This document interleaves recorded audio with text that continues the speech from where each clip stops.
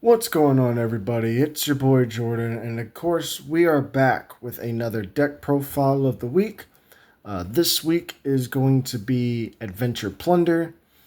I enjoy this deck as much as the other decks as well. This is fun, versatile, very grindy, very resourceful, and controlly.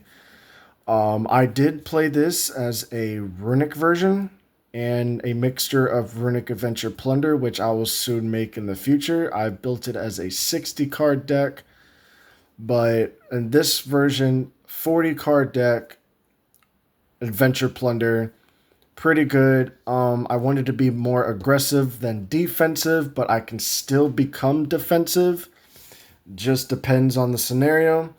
But I wanted to give you an idea what the deck that I've built looks like. So without further ado, we're going ahead and get started, starting with the main deck. So of course, for those who don't know about Plunder, I'll try to trim it down as much as I possibly can and give you in-depth of ideas as to why I made these choices. Now, for starters, the main tuners of the deck is 3 Whitebeard and 3 Golden Hair. These are your main tuners of the deck. They're all level 4s. They're all water. Whitebeard, once it's sent from field or hand to grave, you could specially plunder from deck. And you can send one other plunder from field or hand to graveyard to special summon this from grave or from hand, which sometimes is pretty useful. If I open up with Whitebeard, I've already normal summoned. I can just send with another body and kind of just go into my plunder plays. But that ratio is never going to change. 2 Black Eyes. I want to run this to 3, but this is your recursion. You could special this from the hand by adding a plunder monster from your graveyard to your hand, which is super good. Kind of way to recycle your plunders.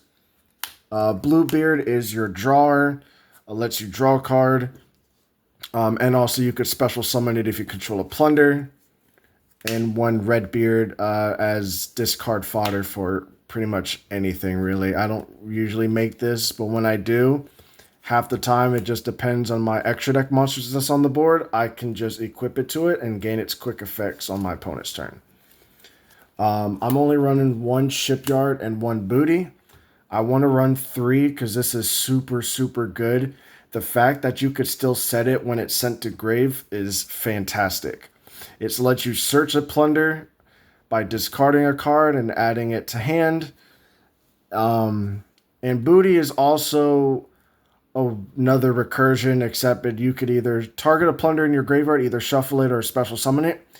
This card and a few others in the deck, the entirety of the deck, allows me to change my opponent's monster's attributes to whatever I want. This deck kind of struggles against certain matchups. If it's like one single type, like for example, if I'm going against a water deck, this deck doesn't do as well. So then I have to rely on things that I can change, which is Booty or which is the Kaijus or whichever. If I give my opponent a plunder token, give it that way. But the deck kind of struggles, but you just got to learn how to work around it for certain situations.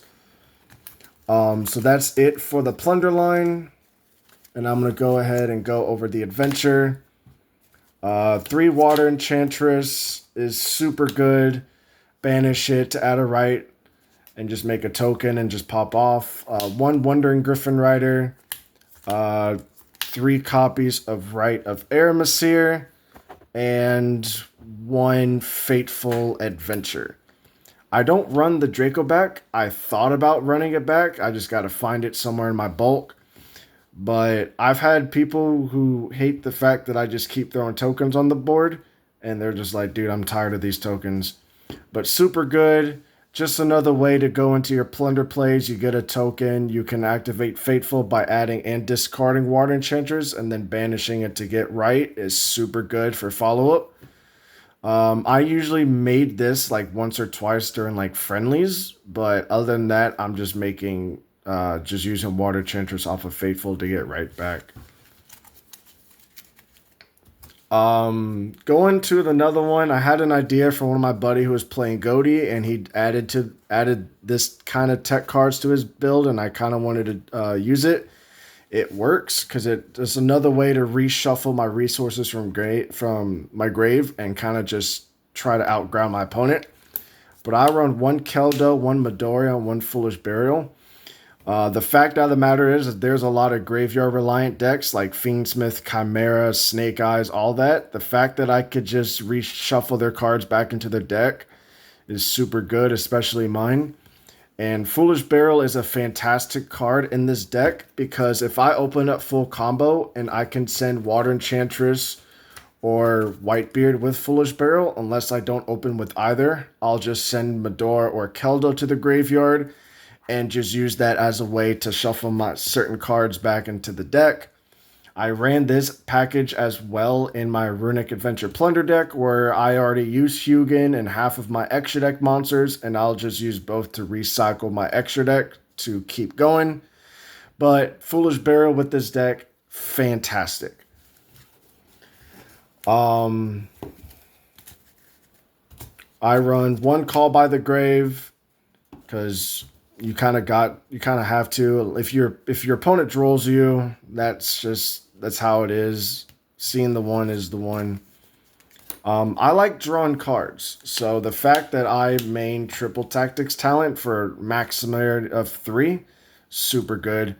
I don't usually rip my opponent's hand unless they have like 3 or 2 cards left in their hand, then I'll just rip. But other than that, I just draw cards.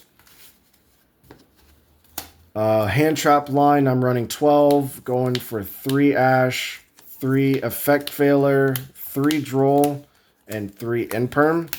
This deck can kind of maximize the hand traps. I was running DD Crows, either mixture of DD Crows and Ghost Bell, but I wanted to maximize this to 40 as much as possible. And I think this ratio is fine, especially with how much cards I'm drawing. And with the shufflers and all that, I'm thinning down my deck as I play. I kind of want to see these to interrupt my opponents. So that is it for the main deck. We will now go into the extra deck, starting with the main boss monster of the deck, 3 Blackbeard. You kind of need this to play this deck. What this does, if you're not familiar with it, you can target itself and target any attribute that your opponent controls, whether it's on the field or in grave, and then tag out to special a plunder ship from your extra deck that matches that attribute. So, and on resolution, you get to draw a card, so which is super good. I can have a way to cheat out my extra deck monsters. To Liz. Liz has 2 effects. The first effect is I can specially plunder from hand or from spell and trap, and then basically a monster negation, and I search for any plundered card, which is good. It also destroys it, doesn't just negates it. Mork, which targets a effect monster my opponent controls and banishes it, and then on res searches for spell and trap. Yord is your recursion. Lets you add a plunder from grave to add it back to hand to place in Pendulum Zone, and this allows you to make a token to whatever attribute you want. Super good. That's why I ran it as 2 instead of 1 when I play the Runic build. And 1 Brand. I can't find my second one, but this is super good against spell and trap heavy decks. Or if it's like an annoying trap that's hindering me, I'll just banish it, get rid of it. And this is also a way to search for spell and trap. I play Dragite because I dump a lot of waters in my graveyard, so this runs good. White Orwell for a board wipe if my opponent's playing a lot of attack position monsters. 1 Abyss Dweller for graveyard, 1 Bahamut Shark, and 1 Totally Awesome. So that's it for the extra deck. Now we're going to go into the side deck. Side deck was the last minute crafting, but I think this will work if I decide to bring this to a tournament. So we're going to start off with 3 Nib. There are still rogue decks around, so Nib is pretty good. For this, I'm running the Kaiju package. Only reason why is I said this earlier in this video. This deck struggles against the same attributes. If I'm going against a water deck or a wind deck, this deck will lose. However, the fact that I can play Kaijus and search them and give it to my opponent to whatever attributes. The only important attributes in this deck is Light, Dark, and Earth. This will give me Yord, Mork, and Liz. Super good for Blackbeard, for Whitebeard, for Redbeard. Just to bring out the extra deck monster, and then I can kind of take care of these. So that's why this is in here. 1 Harpies and 2 Lightning Storm for back row and for just pesky. 3 Droplet and 2 Evenly Match. I couldn't find my third one, so I decided to run 2. But Forbidden Droplet is super, super good in this deck. I can send any monster from hand or field or just any certain card to the grave to kind of just negate my opponent's monster's effects. Is super good. Especially if I discard Whitebeard or Medora Keldo or Water Enchantress. Works fantastic. Especially, Nib doesn't hurt this deck as much because I can still play around Nib. Like, if you Nib me and I have Whitebeard on the board, I'm going to get another body back just to kind of just link it off to make Blackbeard and then just make another extra deck monster from my extra deck. So, and then Evenly Match is good. It's just a generic board wipe, whatever. But that is it for the Adventure Plunder deck profile. I hope you guys enjoyed this deck profile. If you guys want to see more videos like this, you know where to go. Like and subscribe. Share this with your friends. And kind of comment what other deck profile you want to see next. I have Marincess, DDDs, Goblin Bikers, Magispectors. I also have Snake Eye. I have Volcanics. You know, but as I said in the last video, I'm going to try to shoot some videos of just live duel matches. But I've just been busy with work, dealing with the kid. So I haven't really had the time to go play as much. But when I'm home, I usually kind of just craft. That's okay. That's a brick.